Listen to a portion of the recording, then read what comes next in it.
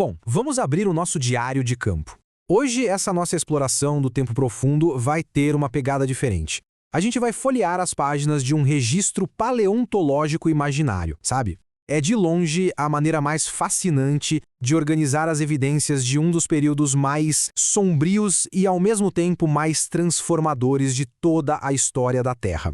O que vamos ver aqui juntos é o retrato exato de um planeta traumatizado e silencioso, mas que estava prestes a dar à luz a maior dinastia que este mundo já viu. E a primeira anotação desse diário traz a seguinte frase: para entender os maiores gigantes da Terra, é preciso primeiro olhar para um mundo silencioso, árido e traumatizado. É pesado, né? Tem um tom de mistério quase pós-apocalíptico no ar.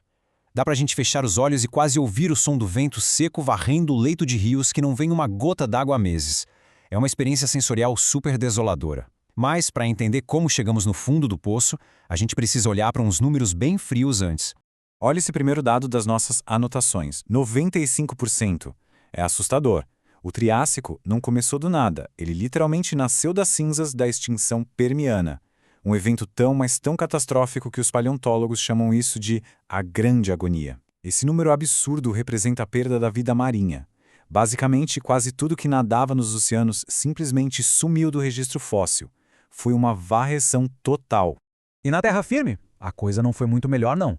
70% de toda a vida terrestre foi para o espaço. O impacto global foi absoluto, sem exageros. A Grande Agonia limpou o tabuleiro do jogo da vida na Terra, deixando tudo pronto para um recomeço completamente vazio. E é exatamente nesse ponto zero, num mundo coberto de poeira e cinzas, que as primeiras linhas do nosso Diário do Triássico começam a ser escritas. Capítulo 1 das nossas anotações: O Grande Vazio. O ponto alto dessa nossa primeira anotação é a atmosfera. Os registros do nosso diário falam de caminhadas por desertos imensos, naqueles cenários implacáveis do supercontinente de Pangeia. O som que dominava não era canto de pássaro ou rugido de bicho, nada disso. Era só o zumbido contínuo de tempestades de areia lá no horizonte. Pangeia era uma vastidão completamente árida, com sinais muito mínimos de vida.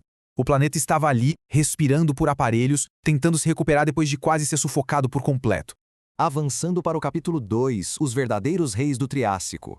Sabe, a cultura pop meio que treinou a gente a achar que a palavra dinossauro significa automaticamente seres gigantescos dominando tudo desde o dia 1. Mas o nosso diário de campo mostra exatamente o oposto. É um contraste brutal. De um lado a gente tinha os primeiros dinossauros tipo Coelophysis ou o Eoraptor. Eles eram super pequenos, rápidos, andavam só nas duas patas traseiras, eram os verdadeiros azarões do pedaço, vivendo escondidos e correndo pela própria vida no menor barulho de galho quebrando. E por que tanto medo? Porque do outro lado, dominando o topo da cadeia alimentar de forma absoluta, estavam criaturas gigantescas como os Hauisuchianos e os Crurotarsos. Pensem nos parentes distantes, terrestres e muito, muito assustadores dos crocodilos atuais. Se a gente estivesse lá, a gente ia ouvir os rosnados graves desses monstros imensos, enquanto os pequenos dinossauros só tentavam passar despercebidos. Capítulo 3: Clima extremo e flora rígida. A resiliência da natureza é uma coisa de louco. Só que não vá para imaginar campos verdinhos e fofos. O diário classifica essa época como a flora de ferro. 0 grama. Nenhuma flor na face da terra inteira. O cenário era dominado por coníferas com folhas que pareciam agulhas duras, e as cicadófitas, que lembravam palmeiras, mas eram super rígidas e ásperas ao toque. Samambaia, só espremidas nas pouquíssimas margens úmidas que sobravam em Pangeia. O barulho da natureza não era aquele sussurro gostoso de folhas ao vento, mas um som seco, áspero, de galhos e folhagens duras batendo umas nas outras. Era uma vegetação forjada na marra para aguentar um ambiente brutal. E o que deixava tudo tão brutal? O ciclo implacável das megamonções. Era isso que ditava as regras do jogo. Tudo começava com meses e meses de uma seca paralisante, onde a poeira sufocava qualquer coisa. Aí, do nada, o clima virava no avesso. Vinham meses seguidos de chuvas torrenciais, super violentas. Essas tempestades maciças criavam rios gigantescos de uma hora para outra, com água literalmente espancando aquelas folhas duras que a gente acabou de ver. Era uma gangorra climática absurda. Para estar vivo ali, qualquer criatura tinha que aguentar esses dois extremos, senão já era. Página 4 das nossas anotações: A ruptura de Pangeia. Avançando um pouco nas páginas do nosso diário, chegando lá para o final do período Triássico, a tensão sobe lá no teto. As anotações de campo aqui começam a relatar um efeito dominó catastrófico. terremotos contínuos anunciando que Pangeia estava literalmente sendo rasgada ao meio por forças tectônicas gigantescas. Esse fraturamento abriu rachaduras imensas na crosta terrestre, o que gerou um vulcanismo sem proporções.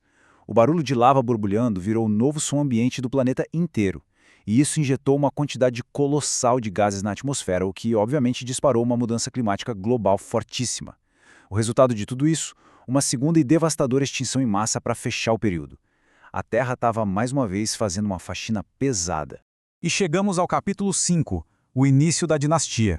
E aqui a gente chega no grande clímax do nosso diário de campo. É talvez a maior ironia evolutiva já registrada nos fósseis. Aquela catástrofe vulcânica toda destruiu os grandes predadores? Aqueles crocodilos gigantes, os hauissushianos, super pesados, que precisavam de um monte de comida e recursos para viver? Pois é, eles não aguentaram as mudanças climáticas drásticas. Foram pro buraco. Mas quem sobreviveu? Aqueles pequenos azarões que a gente viu lá no começo. Os dinossauros pequenos, ágeis e que precisavam de muito menos energia. Quando a poeira e as cinzas finalmente baixaram, esses dinossauros menores olharam em volta e perceberam que os monstros que os caçavam tinham simplesmente sumido. Eles herdaram um palco inteiro só para eles. Essa virada do Triássico para o Jurássico marca o exato momento em que os dinossauros saem das sombras das samambaias e finalmente reivindicam o trono do mundo. E para fechar nossas anotações de hoje, fica uma reflexão para explodir a cabeça.